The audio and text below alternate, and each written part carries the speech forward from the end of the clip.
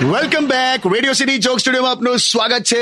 કિશોર કાકા, ફેનિલ શું કરે? ફેનિલ ટેણીઓ તમારો એ તો હવે આવતો નહીં, બહુ બોલતો નહીં. કેમ, ઝઘડો થયો?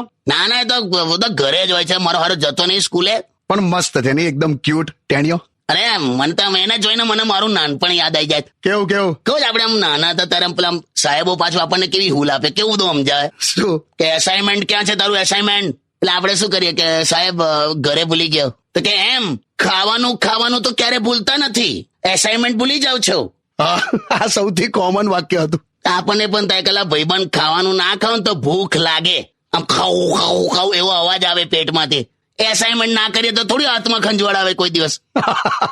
અને તું જોજે, યાદ કર, અઘરામાં અઘરું જયારે પેપર આવે ને હા, ત્યારે જ તમને ખ્યાલ આવે કે ઓહો, કયા ખૂણાની દિવાલમાં ઉપર જાડા લાગ્યા છે, કયા પ્લાસ્ટરનો પોપડો ઉખડ્યો છે, કઈ દિવાલમાં તિરાડો છે. બહુ ફેલ થતા હતા બાપા. નાનપણમાં સૌથી સારામાં સારું આપણે એક તો પેલા ડોક્ટર પાસે ગયા હોય અને ડોક્ટરનું કયું વાક્ય આમ બહુ જ ગમે ખબર? કયું? આમ તાવ માપતો એવું બોલે કે આને 3 દિવસ સ્કૂલે ના મોકલશો અને 2 દિવસ ના નવડાવશો. આહા, એની મને જે મજા પડતી હતી. અને અત્યારે તો જો કે છોકરાઓ બહુ સ્માર્ટ થઈ ગયા છે બાપુ. એક નજરમાં જ આમ જોઈને આમ કહી દે કે હવે આને દીદી કહેવાનું કે આંટી. બોલો.